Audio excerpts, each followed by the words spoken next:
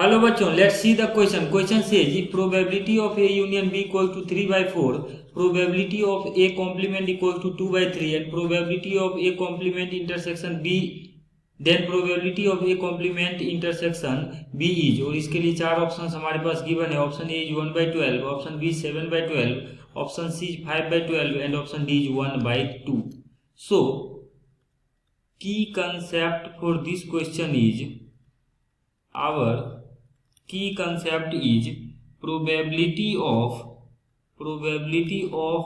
event A complement intersection B is equals to probability of B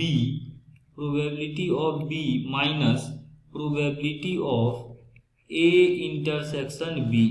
This is our key concept. Now हमारे पास जो यहाँ पर question में given है कि प्रोबेबिलिटी ऑफ ए कॉम्प्लीमेंट का वैल्यू है 2/3, तो यहाँ से प्रोबेबिलिटी ऑफ ए का वैल्यू आ जाएगा 1 माइनस 2/3, दैट इज 1/3। अब देखिए यहाँ से हम क्या करते हैं, probability of A union B का फॉर्मूला होता है, since probability of A union B is probability of A plus probability of B minus probability of A intersection B, ऐसा। अब देखिए यहाँ से अगर हम लिखें तो probability of A union B का वैल्यू 3/4 है, so this will be 3/4 equals to probability of A, तो ये है 1/3 plus probability of B minus probability of A intersection B. अब देखिए probability of B minus A intersection B का value हमने key concept में डिस्कस किया कि इसका वैल्यू होता है probability of A complement intersection B. तो इसके जगह पे लिख देते हैं एलएचएस में, तो 3/4 इक्वल टू 1/3 प्लस जो probability of B minus probability of A intersection B है, ये आ जाएगा probability of A complement intersection B.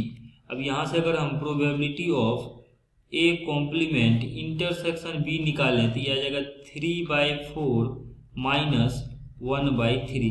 अगर इसका एलसीएम लेंगे तो ये आ जाएगा 12 एलसीएम में 4 × 3, दैट इज यहाँ पे आ जाएगा 3 × 3 यानी 9 minus 4, so this will become 5/12। So our required probability, that is probability of A complement intersection B is 5/12। तो ये आ रहा है 5/12। अगर ऑप्शंस में देखें तो 5/12 जो है ऑप्शन सी में है, so option C is the correct answer. Hope that you understood it well. Best of luck.